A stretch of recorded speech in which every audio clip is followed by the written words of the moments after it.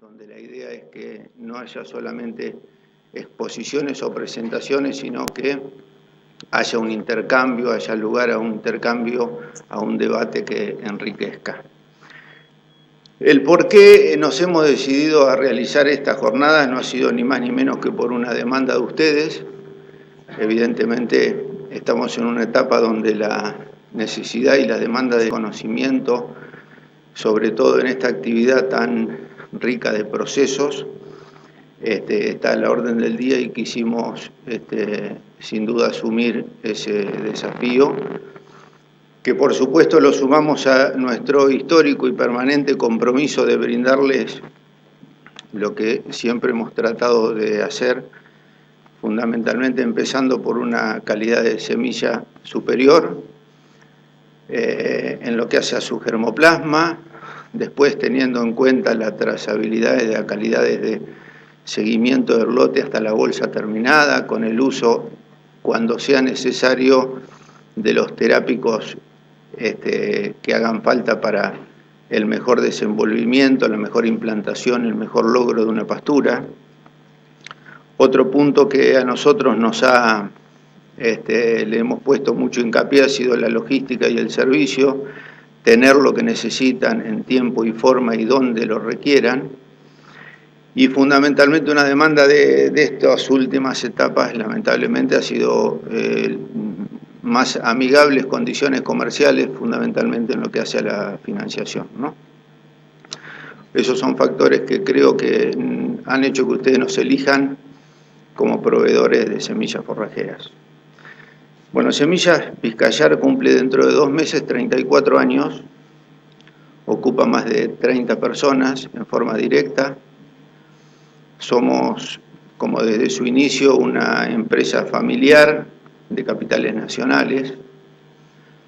Tenemos en oferta un abanico más de 40 diferentes tipos, de 80, perdón, diferentes tipos de semillas, entre variedades y especies, compuestas por una parte de desarrollo genético propio, otra parte convenios, materiales producto de convenios de vinculación tecnológica, sea con universidades o sea con el INTA.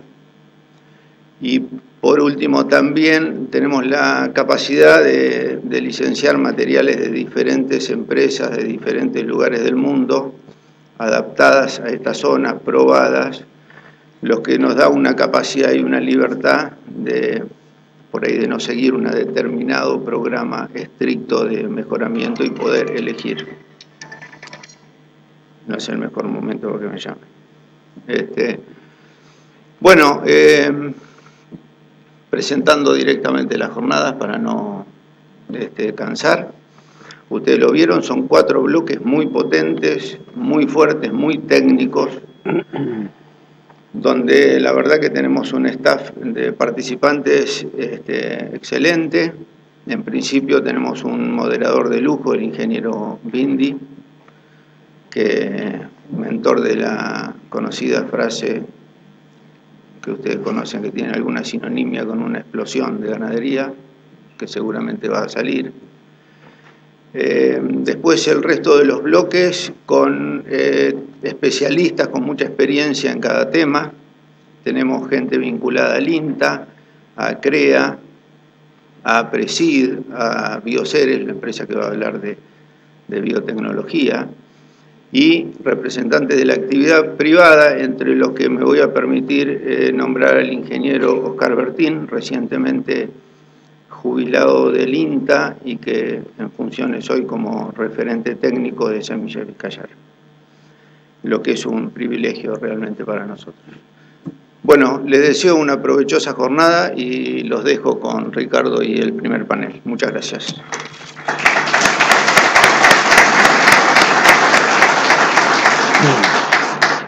Bueno, muy buenos días a todos. Muchas gracias, Martín, por la invitación. Un lujo estar acá con ustedes. Va a ser una mañana con todo.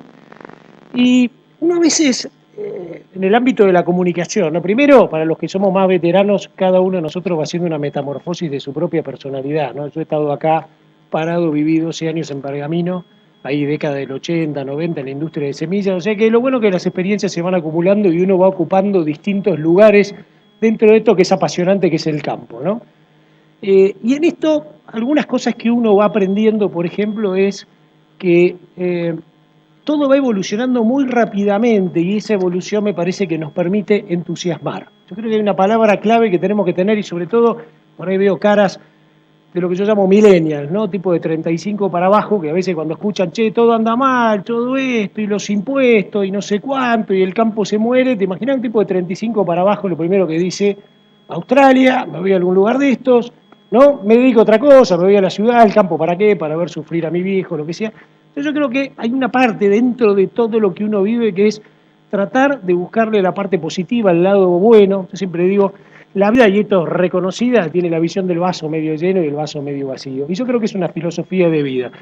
Y yendo un poco a esto, que es la ganadería y lo que nos conecta, el primer mensaje es, y ustedes me vieron sacando fotos, es mucha concurrencia.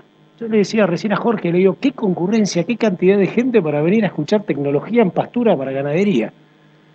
Yo esta sociedad rural la vi llena, me acuerdo una de las veces que más la vi llena fue cuando vino López Murphy. Me acuerdo, hubo acá una rural, estábamos yo con el stand de Cargill, en esa época cubría esa función, lleno, ¿no? Después costaba un montón juntar gente, incluso para hablar de maíz de 10 toneladas por hectárea, lo que sea. Ver toda esta gente para hablar de pasturas una mañana me parece fantástico. Primer indicador, mucha concurrencia. Segundo indicador, los temas, ¿no? Manejo de bajos, los entrevisté hace un ratito a ellos para ir pasándolo a mucha gente que lo está viendo en Canal Agrositio y decía, manejo de bajos, ¿cuándo nos dedicamos a dedicarle un capítulo tan grande a eso? La otra, secuencia de cultivo para alta producción, y empezamos a hablar de 1.200 kilos de carne en zonas de repente como estas en donde lo único que entraba era la soja hasta hace muy poquito y nada más. La biotecnología y grandes debates que se vienen. Algunos que son trigueros habrán escuchado este debate que hay, trigo, sí, no, lo sacamos, el HB4, ¿qué va a pasar con la biotecnología que viene en ganadería? Y cultivos de servicio, que es otro gran tema que nos permite a todos no solo hacer más sustentable el sistema, sino trabajar con otro elemento, que me parece que es clave también, que es con la sociedad. ¿Vieron ese famoso, los que son de Apresido, de CREA, ese famoso gráfico de sustentabilidad económica? Sí, pero ambiental y social también, ¿no? Me parece que ese trípode es fundamental y ahí cultivo de servicios entra a jugar perfectamente, me parece que tiene un componente ambiental bárbaro, ha cambiado hasta lo que nosotros estudiamos en edafología. Entonces, primero, tanta concurrencia, segundo, los temas, y tercero, que me impresiona en las redes. Yo tengo 2 grupos WhatsApp de ganadería, a lo mejor alguno de ustedes pertenece, y lo que hice fue sacar algunas fotos y mandarlas, y ya me empezaron a venir saludos y gente que me preguntaba, ¿y con quién estás? Y lo vi a Schneider, y tú decís, esto no existía. Cuando yo daba esa charla hace algunos años, uno se paraba acá, te escuchaban lo que estaba acá y alguno contaba, ya hay gente dándolo vuelta. Bueno, eso es lo que de alguna manera quiso bocetear al principio Martín y no se animó cuando dijo una explosión. Hace 3 años titulé, haciendo un resumen de todo esto, se viene el boom ganadero, ¿no? Y muchos, se imaginan, el 90%, mirá lo que es Liniers, y mirá los impuestos que tenemos, y no tenemos crédito, y vale 70% la tasa, y el Banco de Provincia no te da, y por supuesto un montón de temas coyunturales lo tienen todos los argentinos. Pero a pasar del tiempo nos hemos dado cuenta que la carne que tenemos se ha transformado en caviar. Y la Argentina, yo les pregunto a ustedes, ¿qué producto tiene importante? ¿Celulares? Yo estuve en Tierra del Fuego con tu colega en el INTA y me contaba, hay 20.000 tipos trabajando en armar y desarmar cajas que vienen con estos celulares, pasan 4 fronteras, son 3.000 kilómetros hasta llegar a Buenos Aires, lo garpamos carísimo, ¿para qué? Para que viva gente allá. Cuando preguntás perfectamente se podría estar produciendo, se podría desembarcar en Río Grande maíz, podríamos exportar a Chile, cosas, ¿me dirás en las mejores condiciones? No, pero podríamos perfectamente, y así en toda la Argentina. Entonces puede decir, estamos ante un boom. Y podría dar 1.000 datos que van a salir hoy, de habernos quedado en 180, 200.000 toneladas de carne que Paraguay y Uruguay nos hayan pasado, y hoy estar en 560, 570, puede ir a 620, y el otro día, y con esto termino, ¿no? Le pregunto a un especialista que está en la mesa de ganado, le digo, este año vamos a 700, y me dice, no, siempre soy optimista y veo el vaso medio lleno como vos, pero no a 700. ¿Por qué? Pero si hemos abarcado, tenemos 50 países que nos compra, China que nos compra, etcétera. No porque no tenemos carne. ¿Cómo? Claro, y ahí vino el silencio, ¿no? O sea, la cadena empezó a crujir. O sea, la demanda está, los chinos nos comprarían, tenemos otros mercados más, podemos avanzar, pero nos quedamos. Por un montón de multivariables, sobre todo macroeconómicas. Ahora, nos están demandando, ¿no?, los iPhone. Tenemos demanda de iPhone. Estamos como si fuera Steve Jobs en su mejor momento, con un producto que todo el mundo lo quiere y todavía lo podría querer más. Porque ya hay especialistas que dicen, empecemos a exportar distintos cortes. Hay un Gustavo Almacio que suele venir también bastante a Pergamino, que hace su carne guayú, y está Marco Saba que hace el búfalo y dice esto es como una carne de pollo espectacular, bajo submeridional. Tenemos lo que querramos, un menú para sacar, e incluso historia. El año pasado viajé con una empresa a Holanda y en los restaurantes ya hay historia de dónde viene la carne. O sea, hay tipos capaces de sentarse, agarpar $100 en un plato y que le digan esto viene de un campo en la cuenca del Salado, que tiene este sello de garantía, captura de carbono, porque tiene festuca en los bajos con Lotus, y estos capturan carbono, lo incorporan, el flaco lee la mitad y dice, esto me encantó, esto es pagar un buen producto. Y no hay nada mejor como cuando te vas a comer un asadito de un tipo que sabe cocinarlo bien, ¿no? Con un buen vino y lo saboreas. Y eso se saborea en el mundo. Lo más importante es que se garpa. Cuando alguien lo paga y lo pagan dólares en un país como la Argentina, es un boom, ¿no? Entonces, bueno, esto es un poco lo que vamos a tratar de hacer esta mañana. Si bien son un montón de temas técnicos, es ver cómo cada uno de nosotros también puede ser un motivador, un entusiasmador, un difusor. Llegar a mi casa, poner agarrarlo a mi hijo y decirle, flaco, acá hay una gran oportunidad para que juntos lo hagamos, ¿no? Y me parece que esto es clave. Bien, voy a presentar a los dos primeros panelistas. Les cuento que ya les agregué un poquito de adrenalina, porque los puse atrás de las cámaras a los dos, así empiezan a sentir un poco esa adrenalina y logramos más intercambio, más debate. A mi derecha, Martín Baquer, es ingeniero agrónomo, egresado de la UBA, es productor de Ayacucho, fue 17 años asesor CREA Tapalqué, o sea, conoce bien de ganadería y de remarla en lugares complejos, y además es asesor en campo de Cuenca del Salado, así que de Basto debe saber bastante y los habrá pisado bastante, ¿no? Hoy viniste sin botas, pero... Y Jorge Schneider, muy amigo acá de la casa y de todos ustedes, estuvo en Nueva Zelanda, un lugar que me hubiera encantado estar. Cuando lo dijiste así en la nota, digo, yo me hubiera pasado un año y vaya a haber sido bárbaro, es una universidad eso. Y no se lo digo a mi hijo porque ya viste que los chicos se quieren rajar enseguida. Australia y Nueva Zelanda como que hoy les encanta. Querido agrónomo, Master of Science, lo conoce, es actual director de la Estación Experimental de Pergamino, docente de la UBA, coordinador nacional de manejo de forrajes de INTA, un tipo que sabe mucho, maestro, dibuja. Bueno, muchas gracias. Se escucha bien, ¿no? Bueno, ante todo, buenos días a todos.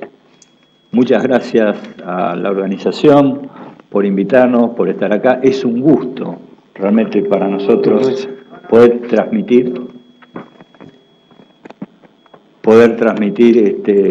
junto con Martín las experiencias que tenemos, sobre todo para potenciar esa parte de nuestras zonas que no tienen un uso agrícola definido, ya sea porque no es posible o porque los rendimientos no son competitivos.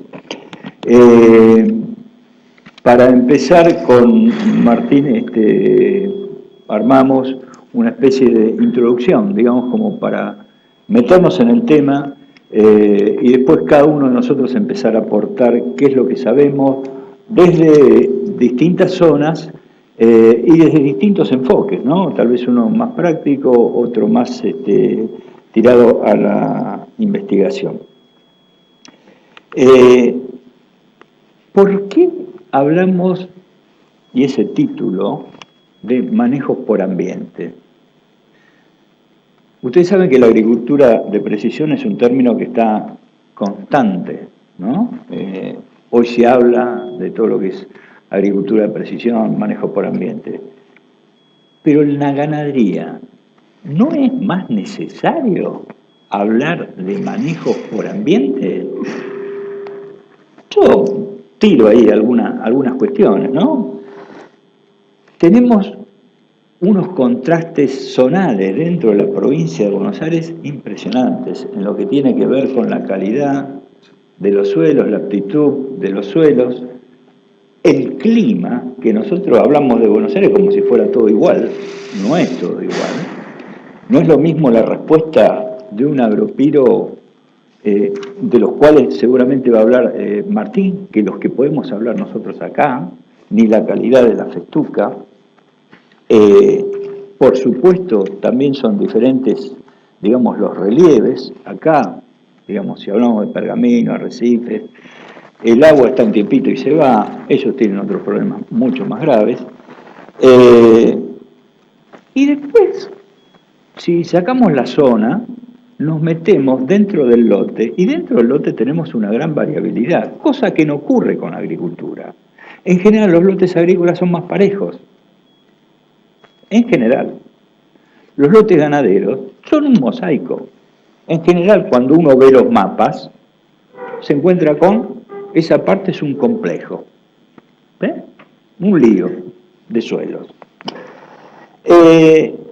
Y dentro de esto, lo que nosotros tenemos de diferencias zonales, de diferencias intralote, es diferentes opciones para mejorar, aumentar la productividad y el aprovechamiento de esos valores. Yo simplemente voy a dar unos ejemplos muy rápido, no es el objetivo que nos planteamos con Martín hacer una presentación, simplemente era como un disparador, pero ustedes ven ahí, por ejemplo, la capacidad de carga en azul de un bajo de pelo de chancho en nuestra zona. ¿Sí? Carga potencial 0,4 equivalente vaca por hectárea. ¿Ah? Con el invierno donde no tenemos absolutamente nada de forraje. Si ya introducimos una pastura con un agropiro, bueno, ya no es 0,4, será 0,5, perdón, será 1,4 equivalente vaca por hectárea. Es la decisión. A veces hay que ver el riesgo empresario que uno corre, ¿no? Seguramente lo vamos a tratar. Pero hay diferencias, hay posibilidades de incrementar. Vamos a un ambiente un poquitito más amigable, ¿no? Un bajo que tiene problemas, no de sodio ni de exceso de sales, sino de cantidad de agua. Se inunda, parcialmente, ¿no? Y corremos riesgos con la soja, con el maíz, entonces alguna pastura puede ser importante. Ahí nos encontramos con otra situación. El pastizal natural puede ser bueno, hay que reconocerlo primero, hay que saber lo que tenemos, eso es muy importante, no todo hay que reemplazarlo, hay pastizales muy buenos. Y en segundo lugar, también tenemos opciones de pasturas que son altamente productivas, que nos permiten más que duplicar la capacidad de carga de esos suelos. Para todo esto hay experiencias ya concretas, que seguramente Martín las va a ir repasando, y hay mucha tecnología desarrollada en los últimos años. ¿Sí? Mientras el negocio no era bueno, hace unos cuantos años atrás, bueno, nosotros seguimos trabajando y seguimos construyendo. Este es el momento de ponerlo en la calle, la tecnología. Eso es concretamente lo que estamos pensando. Después les quiero comentar algo, cuando ya nos metemos directamente con una tecnología en distintos ambientes. La respuesta es distinta. No me voy a poner a mostrar estos datos, simplemente es para identificar que no es lo mismo fertilizar una festuca que un agropiro. La respuesta no es igual en cualquier momento del año. Y si ustedes ven esto, esta sí la quiero un poco, es la eficiencia con que cada pastura aprovecha el nitrógeno que nosotros le podemos llegar a poner. ¿Sí? La festuca, por ejemplo, es más eficiente. El agropiro tiene bajo contenido de proteína, es menos eficiente. ¿Y saben dónde se va ese nitrógeno que no se utiliza? Al curso de agua que está al lado. Y la sociedad hoy por hoy nos está mirando a ver qué es lo que estamos haciendo con lo que puede ser la contaminación de los recursos hídricos. ¿Sí? Entonces, son pequeñas cositas que tenemos que saber. ¿La tecnología se puede aplicar? Sí, perfecto, tenemos un montón de cuestiones ya resueltas. Hay que escalarlas a nivel de sistema de producción. Finalmente, este es un listado que le agradezco a Martín, de temas que vamos a ir tocando. No sé si los querés ir comentando, sí, Martín. Sí, eso no hace falta. Un minuto, cada uno de ustedes tiene un blog. Vamos a hacer una mecánica de preguntas, así que les pido que me escriban las preguntas. Hay gente a los costados a la que se la pueden entregar. Y así al final, esto aprovechamos para que sea conclusiones y comentarios de ellos, debate y además las preguntas de ustedes que podamos incorporar. ¿Está? Preguntas más largas, de cosas más profundas, tenemos 2, 3 cortes, así que tenemos el corte, tenemos después al mediodía, cada uno va a estar para poder intercambiar con los expositores todo el tiempo. ¿Está? Acuérdense, está el blog o donde quieran, le escriben y me la hacen llegar. Bueno, bien. Sí, como la mecánica de esto no era una presentación, simplemente pusimos ahí alguna guía temática como para no olvidarnos de algún tema que queramos tratar o ustedes también pueden proponer algo que no esté ahí. Yo les cuento un poco, vengo de la zona de la Cuenca del Salado, del centro de la provincia de Buenos Aires, donde, bueno, ha sufrido un cambio, una transformación, diría yo, en los años en que me tocó trabajar ahí. Yo arranqué a trabajar digamos, en los sistemas productivos ya por hace 20 años, más o menos que me metí más de lleno. Si bien recorría la zona más de joven, pero a trabajar en producción hace 20 años. ¿Y qué había en esa época? Digamos, los sistemas ganaderos eran básicamente de cría, y los recursos con los que contábamos era mayoritariamente campo natural, algunas promociones, estaba el boom en esa época de las promociones de ryegrass, que las hacíamos con poca plata, era un verdeo que se hacía con unos litros de glifosato, que superaba mucho lo que se acostumbraba en la zona, que era disquear o arar, qué sé yo, y sembrar avenas, que después era muy complicado aprovecharlas por piso.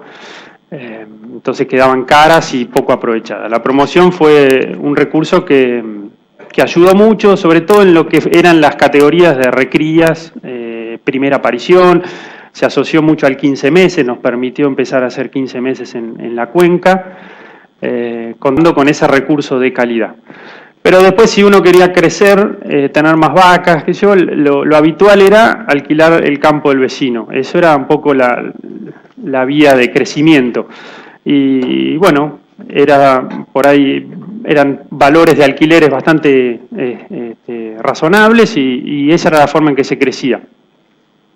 A veces había todavía poca tecnología puesta en el campo, en el lote. Eso fue unos años hasta que empezó la agricultura a meter presión en la cuenca también.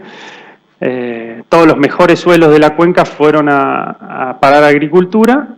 La ganadería se corrió un poco porque convengamos que la zona, yo les nombro, por ejemplo, los partidos más o menos de lo que estoy hablando, Tapalqué, Azul, Rauch.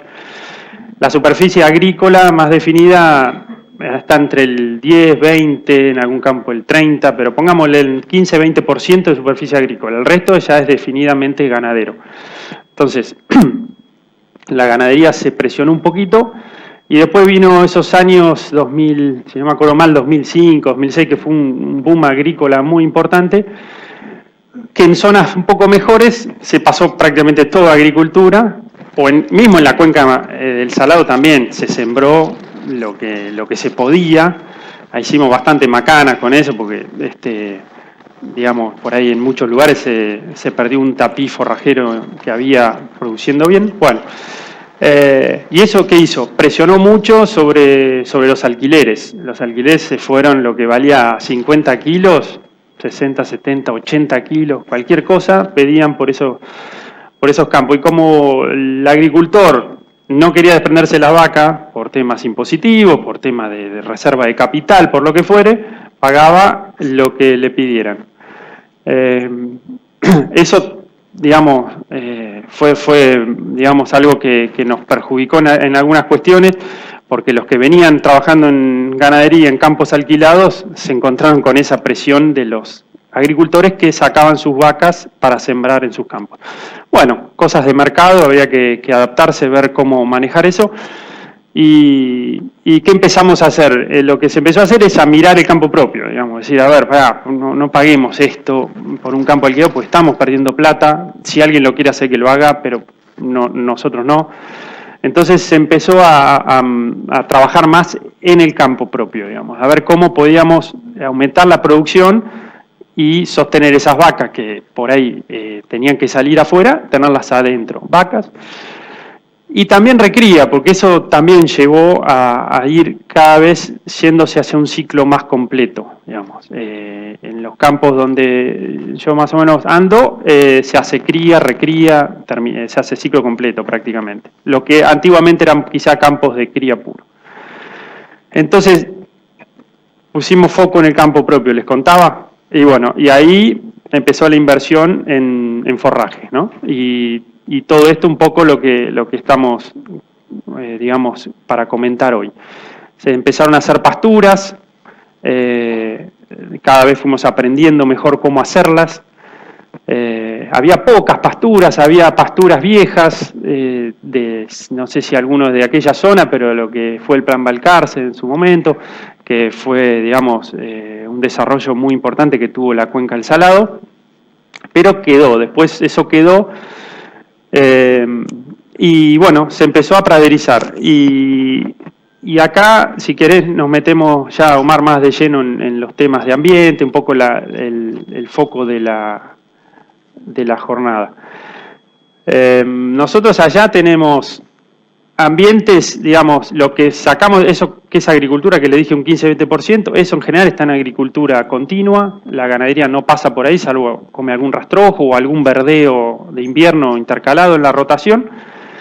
Y bueno, nos pusimos a trabajar en la otra zona, que es mayoritariamente natracuoles y natracualfes. ¿Qué quiere decir eso? Son, digamos, bajos, llamémosle medias lomas, bajos dulces y bajos alcalinos, así si lo podemos definir en tres grandes grupos.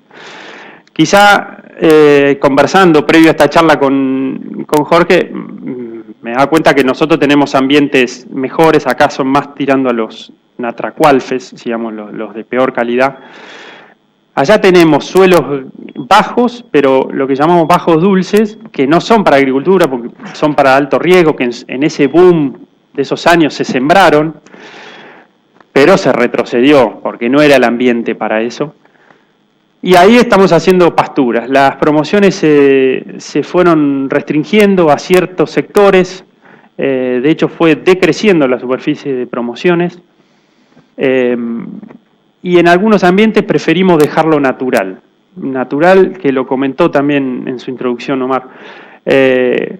Naturales porque son de altísimo riesgo de anegamiento, porque por ahí tienen especies que vegetan en verano, porque en general son lugares más frescos que le llamamos en verano, y es preferible tener esa comunidad de pastos naturales que me van a dar algo verde en verano, que tener quizá una gramínea que en verano en general, gramínea implantada, que en general no nos da mucho pasto.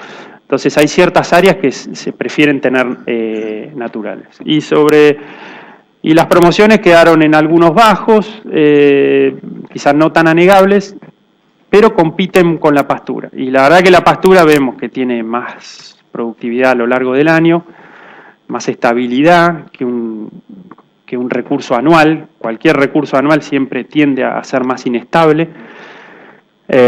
Nos pasó que en campos que estaban muy volcados a las promociones, los años secos, los otoños, veranos y otoños secos, no teníamos recursos, teníamos que esperar a veces hasta junio, julio para entrar a una promoción, y eso nos generaba un despelote en todo el planteo. No era un recurso confiable.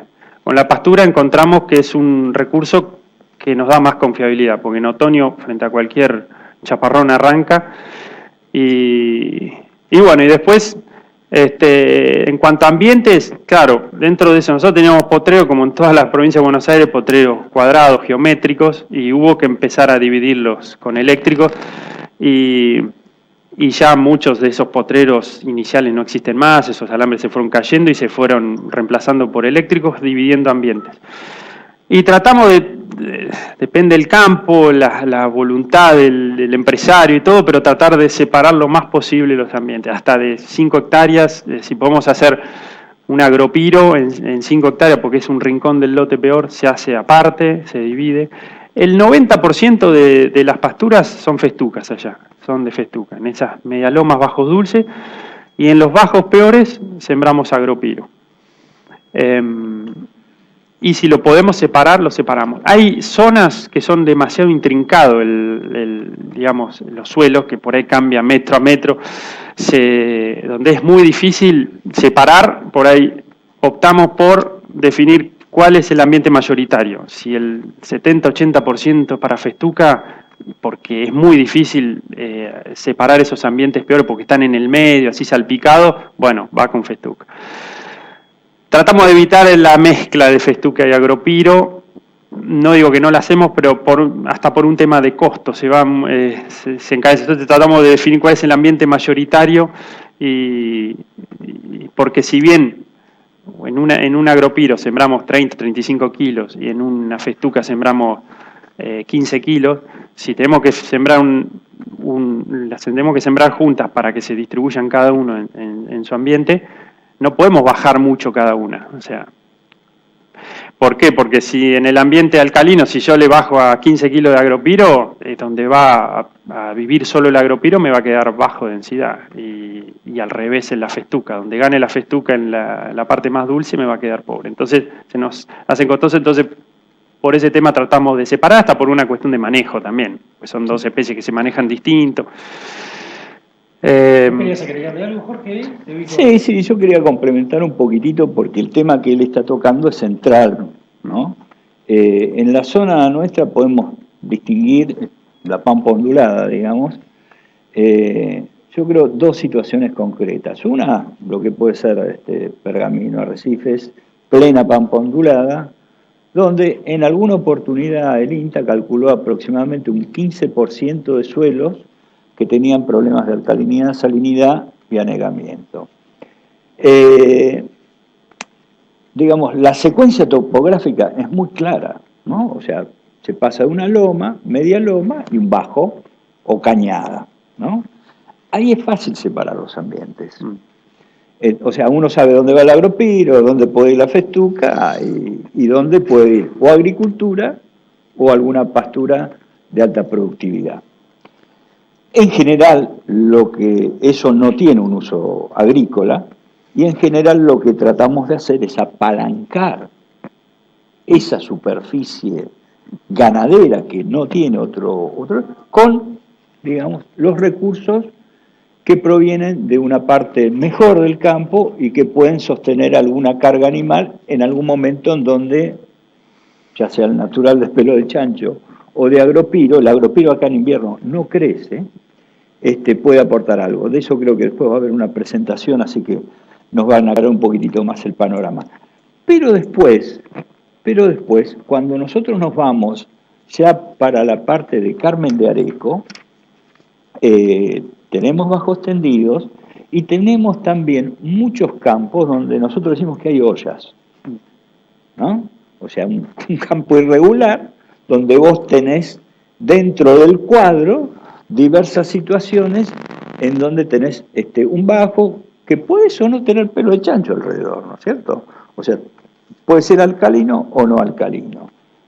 Y ahí es donde viene lo que vos comentabas, ¿qué hacer? Porque el productor lo primero que te dice, cuando vas al campo, es decir, bueno, acá que siembro, ¿no? Para eso, digamos, te lleva. Y a veces lo que nosotros vemos es que son cuestiones muy, muy intrincadas, muy, muy intrincadas, y yo creo que ahí hay que pensar bien cómo uno puede dividir el... ¿Por qué? Porque donde nosotros sembramos únicamente festuca y el suelo es natracual típico, se muere, nace y se muere. Si por otro lado sembramos agropiro en un suelo que tiene más potencialidad, estamos perdiendo plata. Esa es la cuestión. A veces la siembra cruzada de una especie con la otra, no en todo el lote, pero sí en algún determinado sector, nos permite bajar un poco el costo del que tú hablaste, me parece con acierto tomar esa postura, y mantener las dos especies, ¿no? Con leguminosas sí podemos. A nivel mundial, algo que nosotros, creo que el productor argentino lo tiene ya naturalizado, que es tener una leguminosa en su pastura, a nivel mundial, en los últimos años se había perdido. Hoy uno ve, ¿no? Mira los trabajos de Europa y dicen, oye, estaba el trébol blanco, oye, estaba... Nosotros lo tenemos. y realmente son recursos que hay que usarlos. O sea, lo que uno ve en nuestras pasturas, en general, faltan leguminosas. Sí, eso fue un cambio también. La cantidad de lotus o que se le agrega a las pasturas. Cuando hace muchos años en la mezcla de festuca iba 1,5 kilos de lotus. Y la verdad es que estaba la florcita amarilla por ahí, pero no aportaba. Ahora las pasturas de festuca se siembran con 5 kilos de lotus, o si es un ambiente mejor, que es más tirando a media loma, por ahí esa festuca se combina con rojo, también 5 o 6 kilos, y ahí sí se ve, ¿no? Lo mismo para el trébol blanco. No, el trébol blanco menos cantidades, ¿no? Pero se aumentó también la densidad. ¿Es un tema de densidad y de manejo también? Sí. Hay un manejo ahí, ¿no? Se te hace más complejo también. No es lo mismo una festuca sola que estar trabajándote una festuca con 2 leguminosas, ¿no? Sí, por siempre. siempre. De pastoreo, un aumento de resistencia, ¿no? Sí, la tendencia fue ir hacia simplificar las mezclas porque antiguamente se hacían más polifíticas y por ahí era más complicado de manejar. Ahora tienen 1, 2 especies, 3 a lo sumo, justamente por lo que decís, para simplificar el manejo. Hubo, con respecto a la inclusión le quiero decir por qué incluir leguminosas. Todos los resultados de los últimos años nos están dando que el aporte de una discreta cantidad de trébol blanco en nuestras pasturas, acá en la zona, una pastura con fito, equivale a ponerle 100 kilos de N por hectárea por año a esa pastura. ¿Cuál era el contraargumento? Viene una seca y se te fue el trébol blanco. ¿No es cierto? Lo que vimos es que la capacidad de recuperación del trébol blanco es muy, muy alta. En la sequía del año pasado, ¿se acuerdan ustedes del desastre que tuvimos con la agricultura? En abril, el trébol blanco ya se estaba recuperando en las pasturas, o sea que estaba empezando a trabajar de nuevo, ¿sí? Cuando todos todavía estábamos, digamos, de cierta forma, disculpen la expresión, pero lamentándonos y llorando por la pérdida de la cosecha. El tipo ya había empezado a trabajar. Y lo que hace es un gran aporte. Y hace un gran aporte no solamente económico, sino desde el punto de vista ambiental. Después me gustaría tocar la experiencia que vos tenés sobre, y ya que estamos con la implantación y con las pasturas, con respecto al distanciamiento, o sea, en la siembra concretamente dicha. Mirá, ¿cuál ahí, es porque últimamente, viste? Sí, o sea, un problema que nos encontramos que las sembradoras de fina se han ido ensanchando entre surcos. Ahora es muy difícil encontrar una sembradora que esté funcional a 17,5, ¿no? Que sería para mí la separación ideal. O sea, cuanto más junto, mejor. Cubrimos más rápido los espacios, compite mejor la pastura contra las malezas, deja menos recursos disponibles para las malezas. Y nos encontramos con sembradoras que están a 19, a 20, 21, y bueno, a veces es lo que tenemos y bueno, nos manejamos con eso. Pero idealmente achicar hileras, sí. ¿Sacudo algunas preguntas? Así le metemos un poco el aporte del público. La primera, te pregunto a vos y yo te la había hecho a vos también en la nota. ¿Por qué el Melilotus no funciona en esta zona del norte de Buenos Aires? El tema de leguminosas impacto. ¿No funciona? Yo me pregunto lo mismo. Yo también te lo pregunté a vos, ¿verdad? Sí. El primero que te dije es tú, ¿no? Porque... Tenemos un problema. Primero que la mayoría de las especies las tenemos bastante estudiadas. El Melilotus es como que lo hemos dejado para lo último. No es que no funciona. Cuando nosotros sembramos Agropiro y Melilotus, el primer año el Melilotus aparece y aparece bien. Sobre todo, quiero destacar en los suelos natracualfes, de pH 9,5 a más de 10, el lotus es difícil verlo en nuestra zona. Y entonces aparece el Melilotus, en el cual se está trabajando el mejoramiento genético para que no sea tanto un arbolito que no se puede usar, sino que tenga mejores características. Ahora bien, el primer año lo tenemos. Semilla, muchísimo. Entonces, ¿qué decimos? El año que viene vamos a tener mucho Melilotus. El tema es que no tenemos Melilotus. Y en la banquina hay Melilotus. ¿Sí? Entonces, realmente no es un tema que tenemos muy claro, pero lamentablemente falleció el técnico de INTA que trabajó en el norte en esta especie, donde incluso el Melilotus se usa como verdeo en el norte de Santa Fe y sur de Chaco, decía que había que moverlo como para que viniera. O sea que directamente la resiembra a veces no funcionaba como para tener el Melilotus en lotes de pastoreo. Lamentablemente la respuesta concreta, hoy por hoy el Melilotus está el primer año y después desaparece. Ahí me queda la oportunidad de la genética. Como idea de lo que vos planteás, el mejoramiento genético, ¿no? El mejoramiento genético está apuntando básicamente a mejorar la relación hoja-tallo que tiene la especie. Hoy en día es desastrosa, o sea, tenemos mucho tallo, poca hoja, claro. Se escapa para el manejo y creemos, Martín, que en poco tiempo tendremos algún producto para ofrecer al mercado de mejor característica. Los felicito por la cantidad de preguntas acá, es impresionante, así que vamos a tratar de hacerlas redonditas. ¿Cómo implantar una pastura en un bajo dulce que se encharca todos los otoños? Predomina el junquillo, zona 25 de mayo. Ajá. Qué pregunta, ¿eh? Sí. Vamos. Bueno, habría que preguntarse si es un ambiente para praderizar. Siempre la forma en que fuimos avanzando siempre fue de los mejores ambientes hacia los peores. ¿Por qué? Por un tema de riesgo, ¿no? De riesgo de inversión. Cuando vos ya tenés praderizado todo lo que es menos riesgoso, bueno, me juego una ficha, pero no empezaría por lo más riesgoso, ¿no? Si es recurrente la inundación, me plantearía si no es un ambiente para dejarlo natural, por ahí enriquecerlo con alguna especie, pero al voleo, qué sé yo, pero no. Hacer acuicultura. Sí, no. Yo lo comentaba por ahí el tema del riesgo y las variedades, eso. Como le decía, tratamos de avanzar primero dentro del área ganadera en las zonas más seguras. Después nos vamos cada vez complicando más a zonas más inseguras.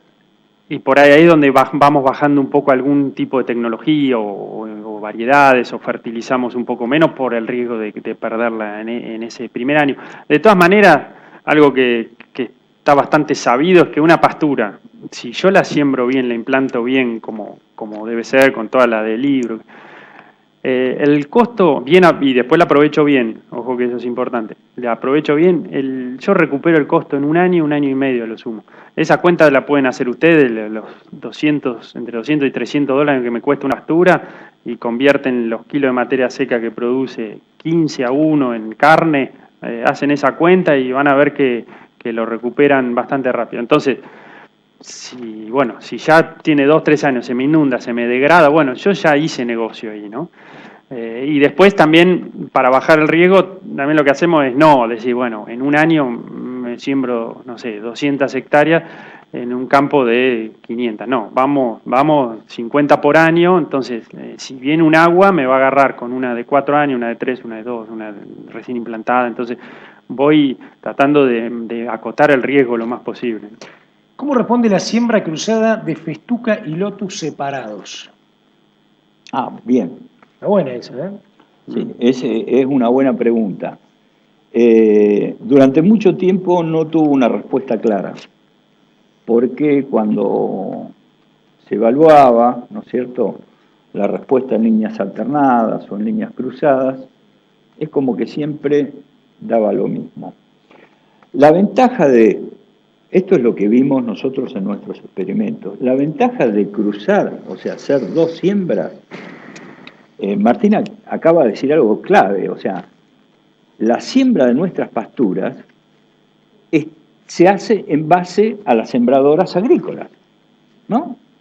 Y a la siembra directa, que bienvenida sea. Entonces tenemos que adaptarnos a eso, a la maquinaria y al sistema que tenemos. No hay maquinarias de pastura que siembren a 15, más cerquita, no. Si viene a 20, hay que sembrar a 20. Bien, ¿conviene cruzar la siembra? Sí. ¿En qué momento nos puede dar ventaja? En el invierno. ¿La ventaja es muy grande? No, pero algo es algo en una época en donde normalmente hay baja radiación, ¿no es cierto?, y temperaturas frías. Entonces, es mejor tener más macollos, más plantas creciendo poquito que tener, digamos, pocos macollos o plantas también creciendo poquito. Pero hay una cuestión central. Si uno maneja la pastura en forma intensa, adecuada, la va a pastorear en el momento justo, apenas cubre el suelo, la ventaja de la siembra cruzada es evidente. Ahora, si uno deja pasar la pastura, no hay diferencia. La siembra cruzada nos significó, con un buen manejo, 62 kilos más de carne por hectárea por año que una siembra en líneas alternadas, ¿no? Porque es un número, es un número, pero va acompañado del manejo, porque si no va acompañado del manejo... Cualquier inversión se tira. Hace como quieras. ¿Por qué no existen sembradoras especiales para pasturas o más diseñadas para pasturas si tenemos que usar las de agricultura? Yo ¿Quién se puedo o sea, yo voy a seguir las palabras. Vos que por ahí en el INTA lo un trabajan poco ustedes.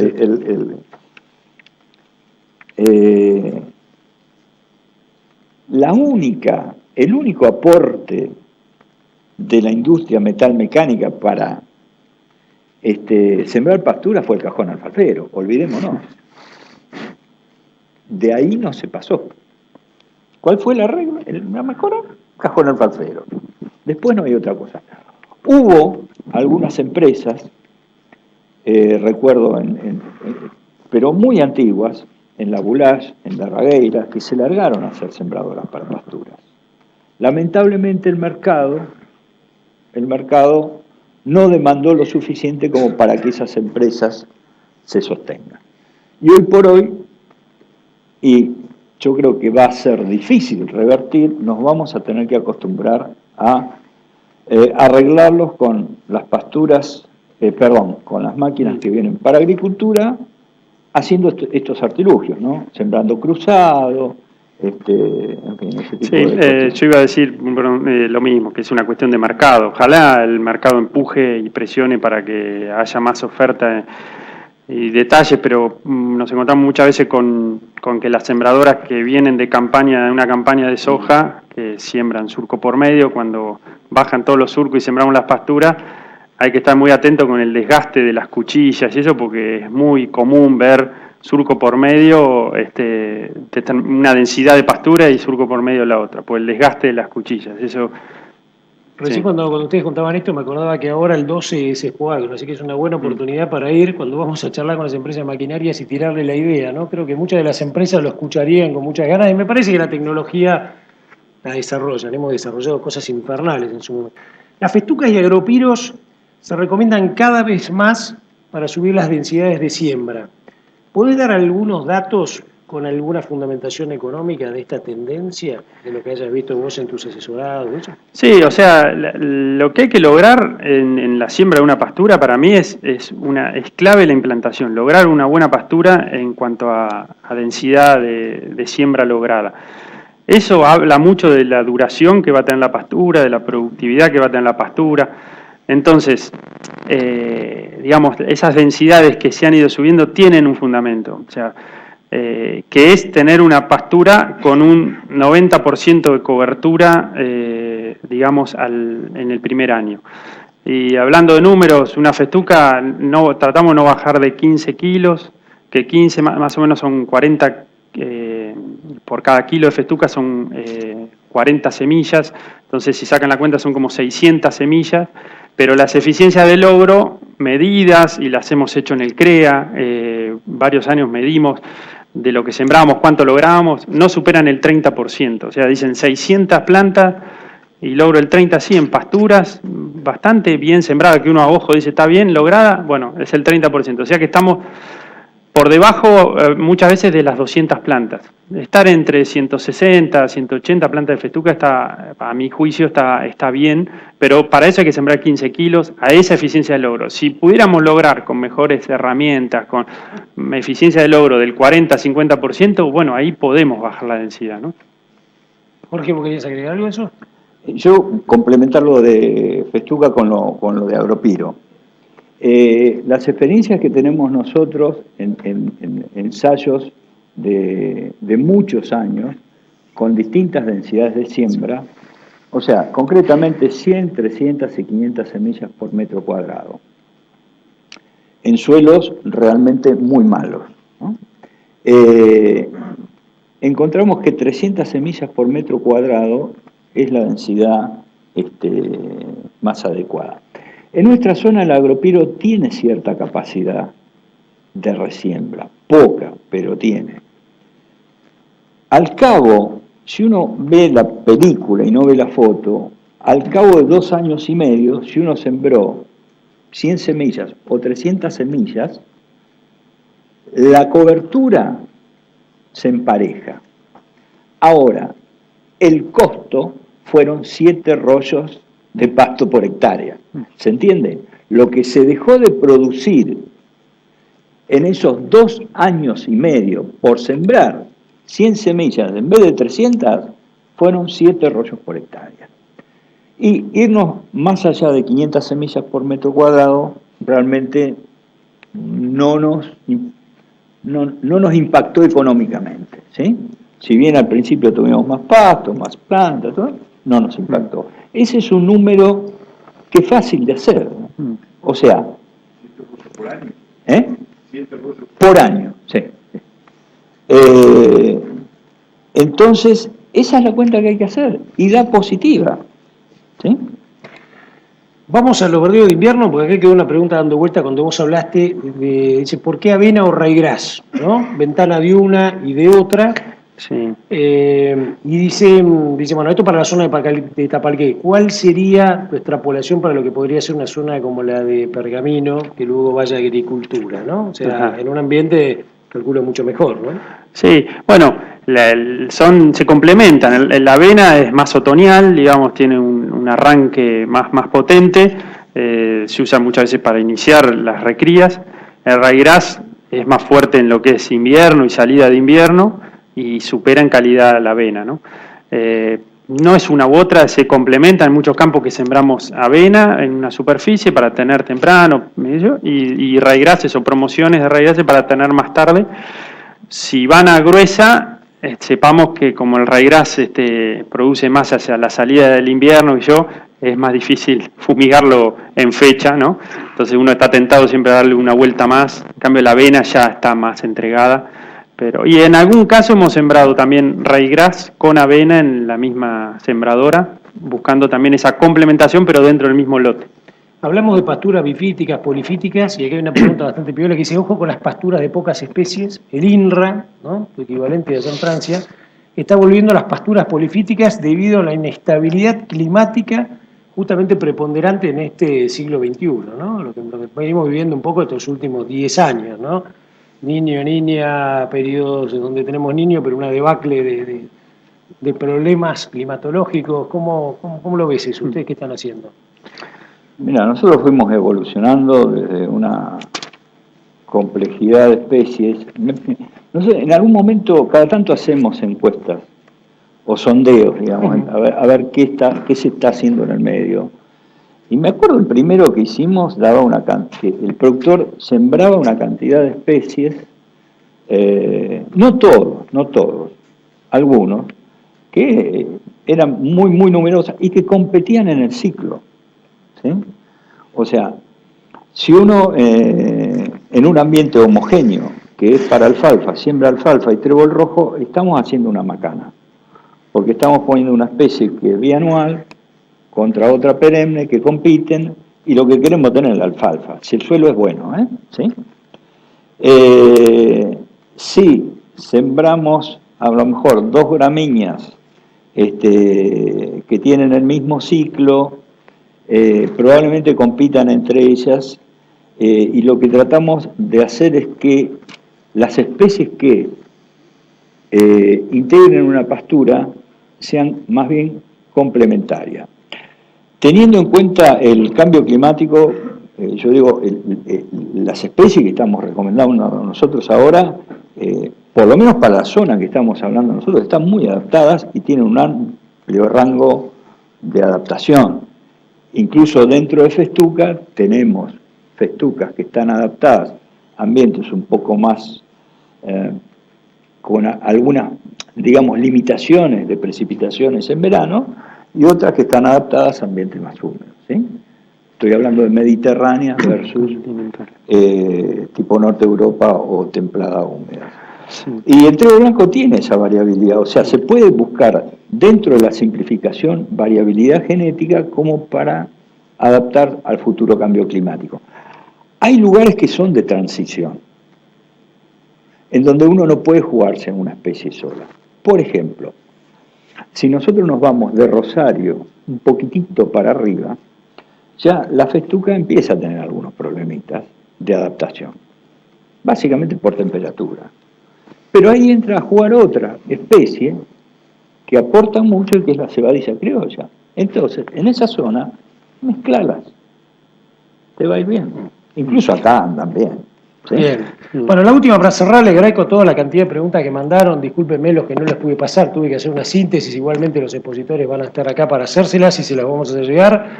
Hago la última que me parece que está bastante bueno porque genera como una especie de conclusión respecto de la ganadería, y es un inductor de uno de los participantes que dice: la semana pasada leyó en el diario La Nación un artículo que habla de la producción de carne elaborada por bioprocesos directamente de vegetales sin pasar por animales, ¿no? La pregunta está buena porque es una tendencia. ¿Qué futuro ven ustedes y qué peligro le ven a la ganadería? Yo, Neto, quisiera agregar una cosita chica. Yo tuve el año pasado en una gira por el Silicon Valley y fui al primer restaurante donde se hizo esta hamburguesa elaborada. Por supuesto, agarré una cámara y lo primero que hice, estaba con 25 productores, fue el primer mordisco, les empecé a jorobar, ¿no? Fue todo, ¿qué te parece? Algunos mordisqueándola, la tengo subida de los sitios y la ven, muy buena. 4 eran consignatarios, ya automáticamente sabía la respuesta. No me gusta, además esto no va a andar, ¿no? O sea, era cada uno lo iba mirando, a las mujeres por ahí les gustó más, a algunos directamente ni la probaron ni la dejaron.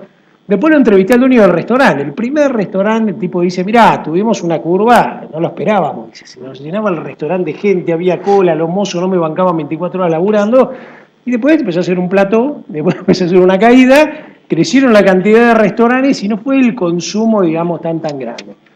Mi opinión personal cuando la vi era tan ficticia, era rica, pero tan ficticia que tenía un borde hasta rojo en el medio, era como que quería dar la sensación que había como sangre, ¿no? Ya eso a mí me impresionó un poco, comerte una hamburguesa que tuviera. La sensación, el debate ahí de los que fuimos y todo, era un poco, va a haber nichos para todo, seguramente esto va a seguir funcionando, va a tener un costo más barato, va a servir para que gente que no pueda consumir caviar pueda consumir esto, pero va a haber segmentos, ¿no? Esta fue mi experiencia personal, ustedes más de lo, por ahí desde lo tecnológico y desde campo, ¿no? Jorge, y de paso para cerrar. Mirá, yo creo que hay dos factores acá. Uno, que están cambiando los consumidores, ¿no? Muchos de los que estamos acá comimos mucho tiempo carne a pasto, y muchos de la gente más jóvenes come carne que tiene un componente de grano variable, ¿no? Pero les resulta más rica esa carne. Probablemente la carne a pasto tenga un mejor valor nutracéutico, el frigorífico la paga menos, porque rinde menos al gancho, y a veces a la gente le gusta más esa carne que tiene esa grasa intersticial, a la gente joven, digo, ¿no? Así que eso es un gusto del consumidor. Se puede modelar. Y yo creo que la cadena cárnica, tiene algo que hacer con respecto a las posibilidades. Nosotros hemos visto muchos rubros que se han fabricado a sí mismos. Si la cadena toma ese rumbo, probablemente podamos seguir con la ganadería. Hoy comemos helado todo el año. Se toma cerveza todo el año. Pasamos del vino común que había antes en botella a varietales. ¿Y eso quién lo impuso? La cadena. Yo creo, sí, coincido con lo que vos decís de los nichos. Creo que siempre va a haber demanda de carne, digamos, natural. Y el potencial que tenemos acá en Argentina es enorme de producción. Yo lo que vivo en la cuenca, sí, cambió mucho, pero si hubiese señales claras de mercado y eso, hay mucho más para crecer. Estamos para mí todavía lejos del techo productivo en la zona en la que yo ando. Sí. Bueno, le agradezco muchísimo a Martín Baquera, Jorge Schneider, la realidad, un lujo, ¿no? Este intercambio y sobre todo mucho intercambio con ustedes. Me gustó esto, que la participación, lo que sirvió como inductor de lo que ustedes mismos fueron diciendo, que después tuviera este peloteo. El peloteo sigue, por supuesto, afuera, así que les pido un gran aplauso para Jorge y para Martín.